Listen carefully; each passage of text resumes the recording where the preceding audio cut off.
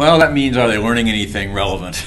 And then in my course, I use a textbook as the basic structure, and I try to select a textbook that is extremely accessible to students online digitally as well as in print version if they want it. Something that's up to date and covers the basics, but I'm only concerned as the textbook as far as a starting point. And I always want my students to go beyond what the textbook says. I want them to select topics that they find interesting and relevant to their own lives, and then I want them to pursue additional information on those issues.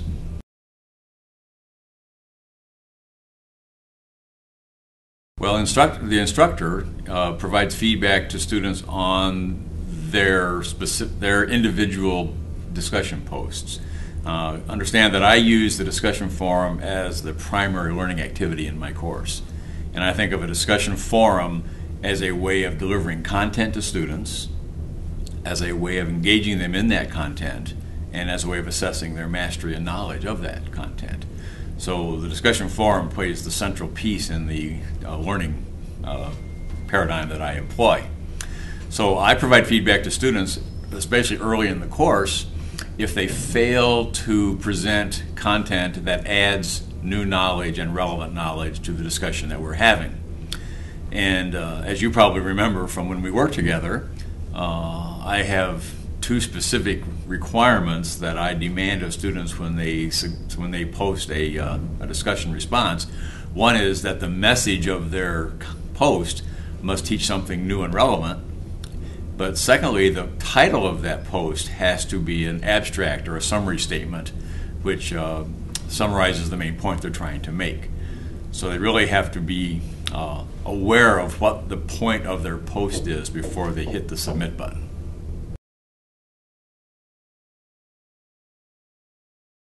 The rubric itself I use specifically for all discussion activity and all written assignment activity. The rubric is a implicit contract. I state in advance what I'm looking for in each assignment, the specific criteria, and also how they are graded at each level of expertise, of success. And then I use that rubric when I evaluate their success on the assignment. So if they fully understand what the rubric is asking for and comply with each one of the criteria, they are assured of a high grade on the assignment.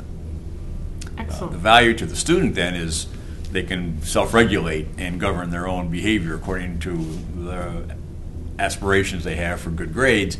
The value to the instructor is it makes my life very simple and makes grading fast and efficient. Okay, good.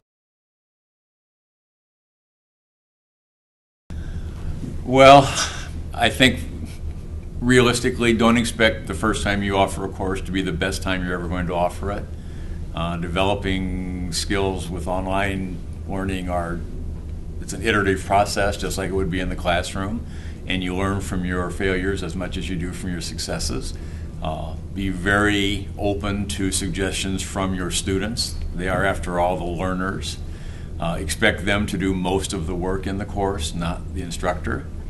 Do not enable them by doing the work for them. Be realistic in your expectations. And I think that's probably more than one. That was good.